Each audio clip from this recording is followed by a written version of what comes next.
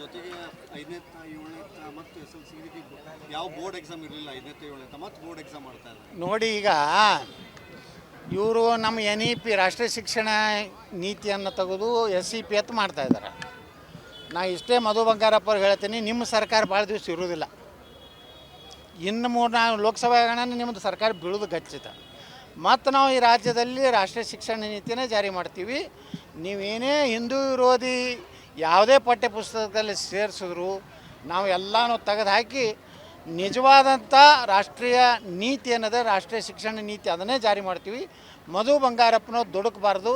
ಪಾಪ ಲೋಕಸಭೆ ಆಗುವವರೆಗೆ ಅವ್ರದ್ದು ಎಲ್ಲರದ್ದು ಕುರ್ಚಿ ಇರ್ತದೆ. ಲೋಕಸಭೆ ನಂತರ BJP ಸರ್ಕಾರನೇ ರಾಜ್ಯದಾಗ ಬರ್ತದೆ. ಆ ಸುಲೇಮಾನೇ ಸಿಗಬೇಕಲ್ಲ, ಏನು ಶಿವಪ್ಪ ಸಿಗೋದೇ ಇಲ್ಲ. ಸುಲೇಮಾನೇ ಸಿಗಬೇಕು, ಅಜಗರ ಸಿಗಬೇಕು, ಅಮ್ಮಾದರ ಸಿಗಬೇಕು.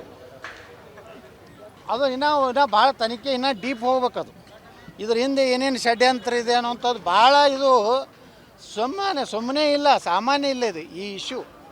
ಇದನ್ನು ನಾವು ವಿಧಾನಸಭೆಯಲ್ಲಿ ಭಾಳ ಕ್ಲಿಯರಾಗಿ ಹೇಳಿದ್ರು ಅವಾಗ ಸರ್ಕಾರ ಒಪ್ಪಲಿಲ್ಲ. ಆ ದುರ್ದೈವ ಅಂದರೆ ಕೆಲವೊಂದು ಕಾಂಗ್ರೆಸ್ಸಿನ ಮಂತ್ರಿಗಳು ಇಟ್ಟು ಇಮ್ಯಾಚುರ್ಡ್ ಸ್ಟೇಟ್ಮೆಂಟ್ ಕೊಟ್ಟರು. ಇವತ್ತವರು ಮುಖನೇ ಇಲ್ಲ. ಗೃಹ ಮಂತ್ರಿಗಳೇ ಚಿಮ್ಮಾರಿ ಹಾಕಿದ್ದಾರೆ ಖರ್ಗೆ ಅವರಿಗೆ. ಅವ್ನು ಏನೂ ಗುರ್ತಿರೋದಿಲ್ಲ, ಸುಮ್ಮನೆ ಏನೋ ಬಂದು ಮಾಧ್ಯಮ ಕೇಳ್ತಾರೆ. ಹಂಗೆಲ್ಲ ಖರ್ಗೆ ಅವರು ಇಂಥ ಒಂದು ಬೇಜವಾಬ್ದಾರಿ ಏನು ಹೇಳಿಕೆ ಕೊಡೋದು ಬಿಟ್ಟು ಸರಿಯಾಗಿ ತಮ್ಮ ಇಲಾಖೆಯಲ್ಲಿ ಕೆಲಸ ಮಾಡಲಿ. ಗ್ರಾಮೀಣಾಭಿವೃದ್ಧಿ ದೊಡ್ಡ ಇಲಾಖೆ ಇದೆ, ಕೆಲಸ ಮಾಡೋದು ಬಿಟ್ಟು ಬರೇ ಹಿಂದೂಗಳಿಗೆ ಬೈದು ಬರೇ ಅಲ್ಲಿ ಕಲಬುರಗಿಯಲ್ಲಂತರೂ ದಿನನಿತ್ಯ BJPಯ ಕಾರ್ಯಕರ್ತರ ಕೊಲೆ ಆಗ್ತಾಯಿದೆ. ಅದನ್ನು ಕಾನೂನು ವ್ಯವಸ್ಥೆನ ಸರಿಪಡಿಸೋ ಕೆಲಸ ಮಾಡೋದು ಬಿಟ್ಟು ಇಂಥದ್ದು ಮಾಡೋದ್ರಿಂದ ಅವ್ರ ಗೌರವ ಅವ್ರದ್ದೇ ಕಡಿಮೆ ಆಗ್ತದೆ. ಅದರ ಜೊತೆಗೆ 5ನೇ 7ನೇ ಮತ್ತು SSLC ಯಾವ ಬೋರ್ಡ್ ಎಕ್ಸಾಮ್ ಇರಲಿಲ್ಲ 5ನೇ 7ನೇ ಮತ್ತು ಬೋರ್ಡ್ ಎಕ್ಸಾಮ್ ಮಾಡ್ತಾ ಇದ್ದಾರೆ. ನೋಡಿ. ಈಗ ಇವರು ನಮ್ಮ NEP ರಾಷ್ಟ್ರೀಯ ಶಿಕ್ಷಣ ನೀತಿಯನ್ನು ತೆಗೆದು SEP ಅಂತ ಮಾಡ್ತಾಯಿದ್ದಾರೆ.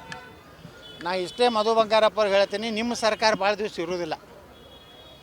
ಇನ್ನು 3-4 ಲೋಕಸಭಾ ನಿಮ್ಮದು ಸರ್ಕಾರ ಬೀಳೋದು ಖಚಿತ.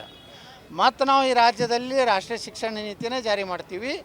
ನೀವೇನೇ ಹಿಂದೂ ವಿರೋಧಿ ಯಾವುದೇ ಪಠ್ಯ ಪುಸ್ತಕದಲ್ಲಿ ಸೇರಿಸಿದ್ರು ನಾವು ಎಲ್ಲನೂ ತೆಗೆದು ಹಾಕಿ ನಿಜವಾದಂಥ ರಾಷ್ಟ್ರೀಯ ನೀತಿ ಅನ್ನೋದು ರಾಷ್ಟ್ರೀಯ ಶಿಕ್ಷಣ ನೀತಿ ಅದನ್ನೇ ಜಾರಿ ಮಾಡ್ತೀವಿ.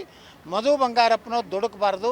ಪಾಪ ಲೋಕಸಭೆ ಆಗುವವರೆಗೆ ಅವ್ರದ್ದು ಎಲ್ಲರದ್ದು ಕುರ್ಚಿ ಇರ್ತದೆ. ಲೋಕಸಭೆ ನಂತರ BJP ಸರ್ಕಾರನೇ ರಾಜ್ಯದಾಗ ಬರ್ತದೆ. ಆ ಸುಲೇಮಾನೇ ಸಿಗಬೇಕಲ್ಲ, ಏನು ಶಿವಪ್ಪ ಸಿಗೋದೇ ಇಲ್ಲ. ಸುಲೇಮಾನೇ ಸಿಗಬೇಕು, ಅಜಗರ ಸಿಗಬೇಕು, ಅಮ್ಮಾದರ ಸಿಗಬೇಕು. ಅದು ಇನ್ನೂ ಭಾಳ ತನಿಖೆ ಇನ್ನೂ ಡೀಪ್ ಹೋಗ್ಬೇಕದು. ಇದ್ರ ಹಿಂದೆ ಏನೇನು ಷಡ್ಯಂತ್ರ ಇದೆ ಅನ್ನೋಂಥದ್ದು ಭಾಳ ಇದು ಸುಮ್ಮನೆ ಇಲ್ಲ, ಸಾಮಾನ್ಯ ಇಲ್ಲ ಇದು ಈ ಇಶ್ಯೂ. ಇದನ್ನು ನಾವು ವಿಧಾನಸಭೆಯಲ್ಲಿ ಭಾಳ ಕ್ಲಿಯರಾಗಿ ಹೇಳಿದ್ರು ಅವಾಗ ಸರ್ಕಾರ ಒಪ್ಪಲಿಲ್ಲ. ಆ ದುರ್ದೈವ ಅಂದರೆ ಕೆಲವೊಂದು ಕಾಂಗ್ರೆಸ್ಸಿನ ಮಂತ್ರಿಗಳು ಇಟ್ಟು ಇಮ್ಯಾಚುರ್ಡ್ ಸ್ಟೇಟ್ಮೆಂಟ್ ಕೊಟ್ಟರು. ಇವತ್ತವರು ಮುಖನೇ ಇಲ್ಲ. ಗೃಹ ಮಂತ್ರಿಗಳೇ ಚಿಮ್ಮಾರಿ ಹಾಕಿದ್ದಾರೆ ಖರ್ಗೆ ಅವರಿಗೆ. ಅವ್ನು ಏನೂ ಗುರ್ತಿರೋದಿಲ್ಲ, ಸುಮ್ಮನೆ ಏನೋ ಬಂದು ಮಾಧ್ಯಮ ಕೇಳ್ತಾರೆ. ಹಂಗೆಲ್ಲ ಖರ್ಗೆ ಅವರು ಇಂಥ ಒಂದು ಬೇಜವಾಬ್ದಾರಿ ಏನು ಹೇಳಿಕೆ ಕೊಡೋದು ಬಿಟ್ಟು ಸರಿಯಾಗಿ ತಮ್ಮ ಇಲಾಖೆಯಲ್ಲಿ ಕೆಲಸ ಮಾಡಲಿ. ಗ್ರಾಮೀಣಾಭಿವೃದ್ಧಿ ದೊಡ್ಡ ಇಲಾಖೆ ಇದೆ, ಕೆಲಸ ಮಾಡೋದು ಬಿಟ್ಟು ಬರೇ ಹಿಂದೂಗಳಿಗೆ ಬೈದು ಬರೇ ಅಲ್ಲಿ ಕಲಬುರಗಿಯಲ್ಲಂತರೂ ದಿನನಿತ್ಯ BJPಯ ಕಾರ್ಯಕರ್ತರ ಕೊಲೆ ಆಗ್ತಾಯಿದೆ. ಅದನ್ನು ಕಾನೂನು ವ್ಯವಸ್ಥೆನ ಸರಿಪಡಿಸೋ ಕೆಲಸ ಮಾಡೋದು ಬಿಟ್ಟು ಇಂಥದ್ದು ಮಾಡೋದ್ರಿಂದ ಅವ್ರ ಗೌರವ ಅವ್ರದ್ದೇ ಕಡಿಮೆ ಆಗ್ತದೆ. ಅನುಕ್ಷಣದ ಸುದ್ದಿಗಳಿಗಾಗಿ ವಿಸ್ತಾರ ನ್ಯೂಸ್ ಯೂಟ್ಯೂಬ್ ಚಾನೆಲ್ ಸಬ್ಸ್ಕ್ರೈಬ್ ಮಾಡಿ.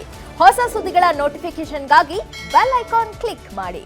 ಲೇಟೆಸ್ಟ್ ಅಪ್ಡೇಟ್ಸ್ಗಾಗಿ www.vistaranews.com ವೆಬ್ಸೈಟ್ಗೆ ವಿಸಿಟ್ ಮಾಡಿ.